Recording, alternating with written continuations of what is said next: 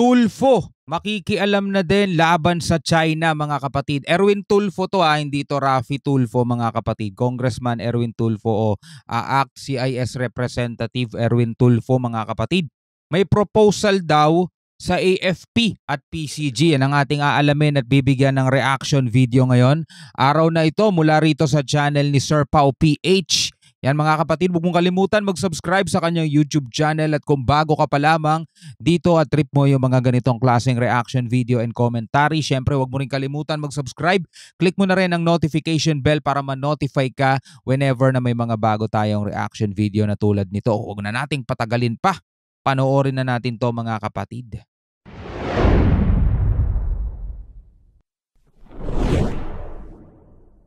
Sir Pao PH. Magandang araw ng Huwebes sa inyong lahat mga kaalyado. Sir Pao PH pong muli nagbabalik at may bago na naman tayong pag-uusapan. Ang pag-uusapan natin ngayon mga kaalyado ay tungkol naman sa Philippine Coast Guard at sa mga naging suhestyon ni ACT-CIS Party List Representative Erwin Tulfo. So kung mapapansin nyo mga kaalyado is palagi lang binubuli at hinaharas ng Chinese Coast Guard ang ating mga Philippine resupply boats sa tuwing magkakandak ng rotation and resupply mission ang Philippine Coast Guard sa BRP Sierra Madre, which was deliberately beached in Ayungin Shoal. At ang dalawang rason na tinitingnan mga kaalyado kung bakit palagi tayong nabubuli at nahaharas ng Chinese Coast Guard sa tuwing magkakandak ng resupply mission is yung kakulangan sa puwersa at yung kakaunting bilang ng Philippine Coast Guard ship na ginagamit para escortan ang Philippine resupply boat. Kung matatandaan nyo mga kaalyado sa tingin nyo, agree kayo doon? Ako mga kapatid parang agree ako doon. No?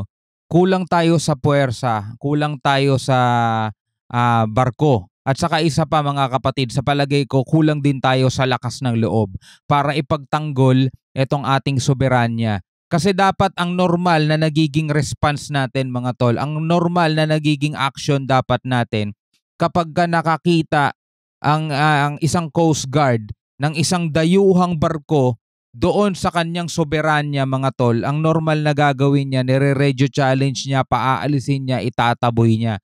Like for example sa ibang bansa mga kapatid, di ba may mga kanya-kanyang Coast Guard dyan. Subukan mong pumasok dyan, papalapit ka sa mga island nila o kaya nandudong ka na sa exclusive economic zone nila, talagang palalayasin ka mga tol. Pero dito iba ang nagiging aksyon ng AFP at PCG mga tol. Andirito na tayo sa ating soberanya, andirito na tayo sa ating tawag dito teritoryo, pero tayo pa yung binubulas at tayo pa yung hinaharas mga tol. Dahil nga sabi nga mahina tayo, sabi nga kulang tayo sa kagamitan. Higit sa lahat mga tol, siguro kulang din tayo sa lakas ng loob at tapang. No? Ano sa tingin ninyo? Comment kayo sa baba para meron tayong pag-usapan ngayon. Balikan natin ng konti. Gamit para escortan ang Philippine resupply boat.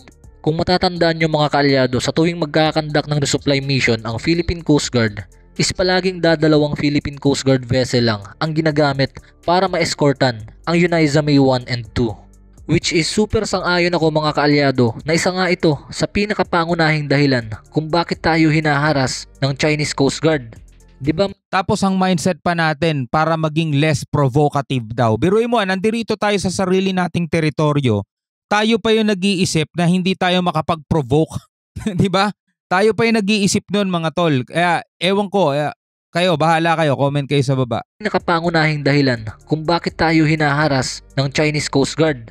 Diba madalas ko rin naman sabihin yan mga kaalyado sa tuwing magkakaroon tayo ng content about sa resupply mission na kung mas marami sana ang Philippine Coast Guard vessel na pinapadala ng ating pamahalaan para escortan ang Philippine resupply boat, baka mas maging ligtas at smooth ang flow ng operation ng Philippine Coast Guard. Ang nangyayari kasi mga kaalyado, baliktad Mas marami pa ang Chinese Coast Guard vessel na nakaangkla sa sarili nating teritoryo sa West Philippine Sea. Tama. Kaya talagang bubulihin tayo niyan. Kasi nga nakikita nila na mas malakas at mas marami ang puwersa nila kaysa sa ating bansa sa sarili nating teritoryo. Diba? Bukod dun sa Coast Guard, meron pang militia vessel sa gilid, diba? Diba? Ayan no? Oh. Ito yung Coast Guard nila, tas meron pang militia vessels dito sa gilid. Hindi lang yan dalawa. Sabi nga rito ni Sir Pao, mas marami pa sila mga tol. Mas marami ang puwersa nila kaysa sa ating bansa sa sarili nating teritoryo. At ang pangalawa sa rason mga kaalyado is yung paggamit ng mabagal na resupply vessel sa tuwing magkakandak ng operasyon.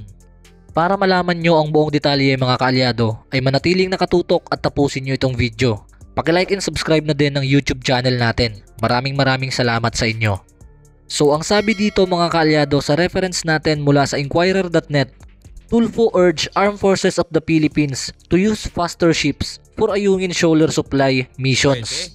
Ang sabi dito mga kaalyado ay hinihimok ni ACT-CIS Party List Representative Erwin Tulfo ang ating Armed Forces of the Philippines na gumamit ng higit na mas mabibilis na bangka para sa Ayungin resupply mission sa hinaharap. So bakit nga naman hindi mga kaalyado, 'di ba? May point naman yung mga sinasabi ni Representative Erwin Tulfo.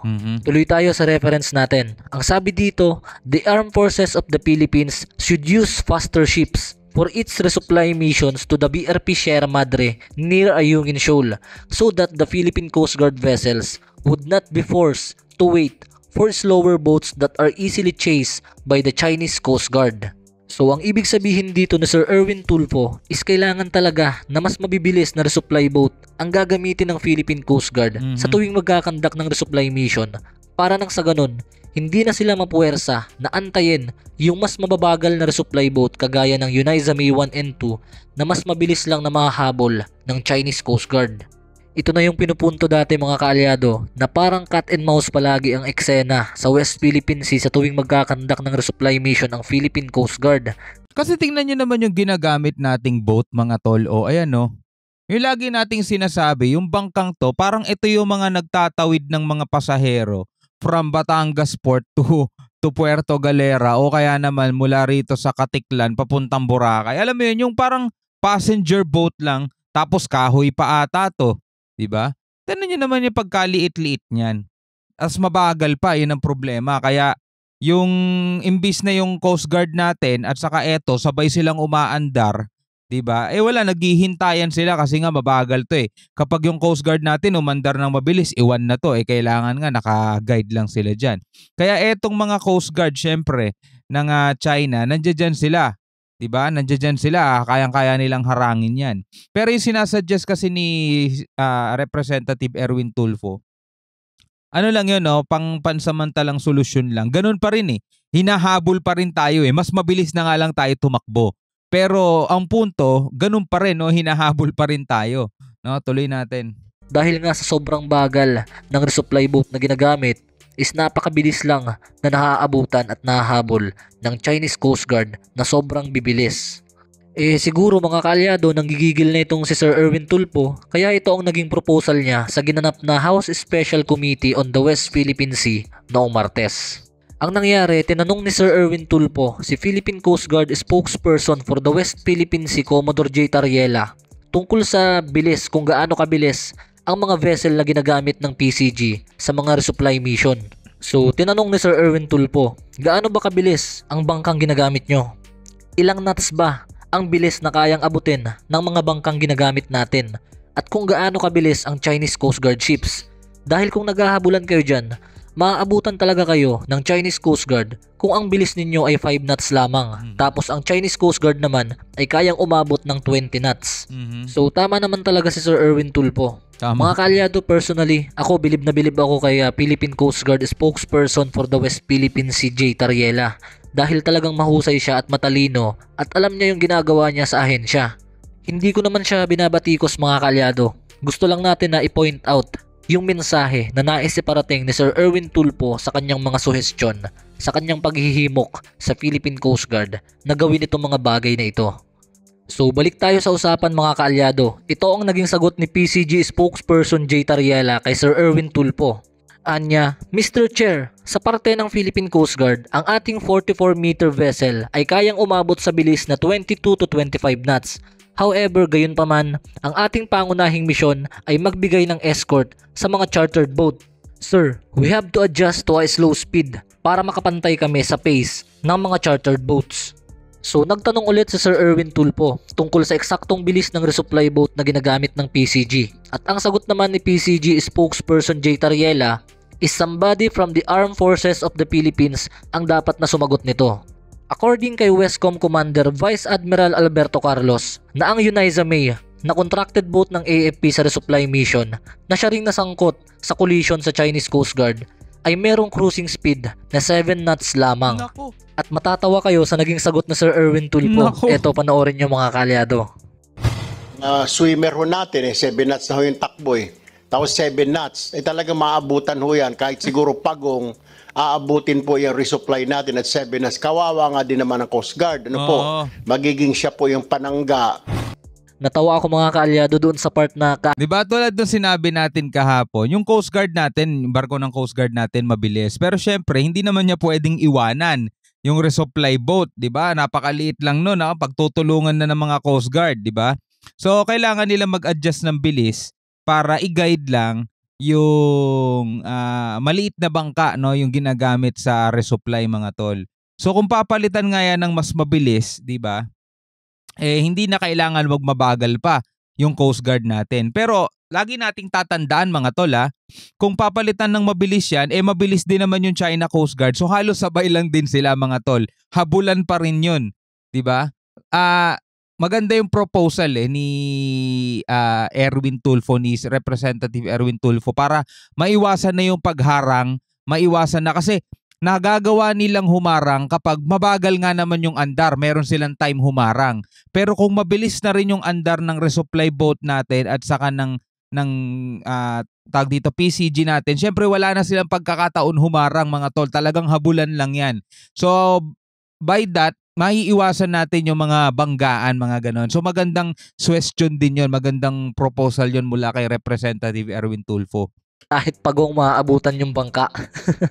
Kaya dagdag na Sir Erwin Tulfo sa AFP na kinakailangan na maghanap naman ng mas mabilis na vessel na kayang tumakbo sa bilis na 12 or 15 knots para nang sa ganun makapagpatakbo naman ng mas mabilis sa 7 knots para mas mabilis-bilis naman sa pagong. At hindi lang yan ang mga naging suggestion ni Sir Erwin Tulfo dahil ito ang pinaka nagustuhan ko sa mga suggestion niya. Ang sabi niya mga kaalyado, why not send more than 2 ships to confuse the Chinese side? Aniya, wala ba tayong plano na dagdagan ng mga resupply boats? Para lang itong opensa at depensa sa larong football, di ba? Dagdag pa niya, para lang itong cat and mouse. Siguro kailangan natin na magpadala na mas maraming vessel na magsisilbing decoy. Kaya ba nating gawin ito? Sa halip na magpadala tayo ng 2 barko lamang, bakit hindi tayo mag-hire ng 10 ship? Para nang sa ganun, is malito ang Chinese Coast Guard kung sino ang kanilang susundan. Unang-una, gastos din yun, syempre, mag-hire ng 10 ship. At the same time, mga tol, kung dadamihan natin yung bangka nila, malamang dadamihan din ng China yung maritime militia vessels nila, yung Coast Guard nila. Kayang-kaya nilang gawin yun kasi marami silang barko, mga tol. Diba? So kung napapansin ninyo, no, yung na mga nagiging solusyon at naiisip na solusyon pa lang natin, diba, ng ating gobyerno is puro wala pa rin dun sa usapang dapat maging agresibo tayo, dapat tayo yung magpalaya sa kanila, dapat bagayin na lang natin sila. Wala dun, no, sa linyang yon ang ating solusyon kasi nga ayaw natin i-escalate pa, ayaw nating pataasin pa lalo yung tensyon. Kaya ang naiisip na solusyon pa lang ngayon ng ating gobyerno, eto, yung mga pinag-uusapan natin ngayon, magdagdag ng barko, mas mabilis na bangka, di ba, puro ganun lang. Pero andun pa rin tayo sa kalagayang cat and mouse pa rin. Sa sarili nating teritoryo, mga tol, hinahabol pa rin tayo ng mga dayuhang bansa na gustong umagaw ng ating soberanya, di ba? Sana dumating ang panahon, hindi man ngayon, no? Sana dumating ang panahon na ang pinakasolusyon na lang natin talagang maging matapang at matikas, no? Paalisin niya mga yan. Di ba? Yung mga nangahabol sa atin, kumprontahin nyo na, mga ganong mga bagay. Kaya ba natin gawin ito? At ang sagot naman ni AFP Westcom Commander Alberto Carlos, Mr. Chair, we can discuss that in the executive session for the possible actions that we can take. So para sa akin mga kaalyado, isang ayon ako dito sa ginagawa ni Representative Erwin Tulfo na manghimasok or magbigay ng mga suggestion sa mga hakbang na gagawin ng Armed Forces of the Philippines at Philippine Coast Guard para nang sa ganon, mas maging maganda at epektibo ang mga future resupply mission operation na isasagawa ng Philippine Coast Guard sa BRP Sierra Madre sa Ayungin Shoal. Ganito lang ang logic mga kaalyado. Mas maraming vessel, mas maaalangan at matatakot ang China. So double thumbs up para sa akin dito sa proposal ni Representative Erwin Tulfo. So kayo mga kaalyado, anong opinion nyo dito sa proposal ni Sir Erwin Tulfo? Just leave a comment.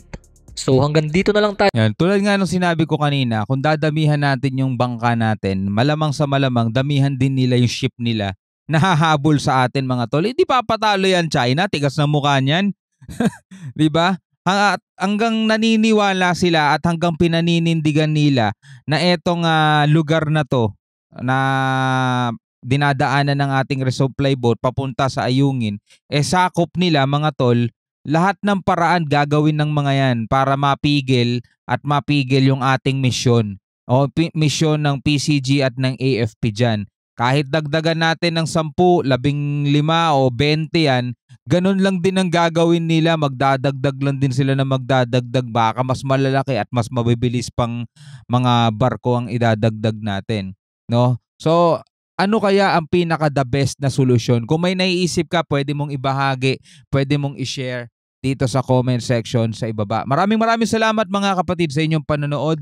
Hanggang sa muli, ako nga pala si Shobal D. Peace out.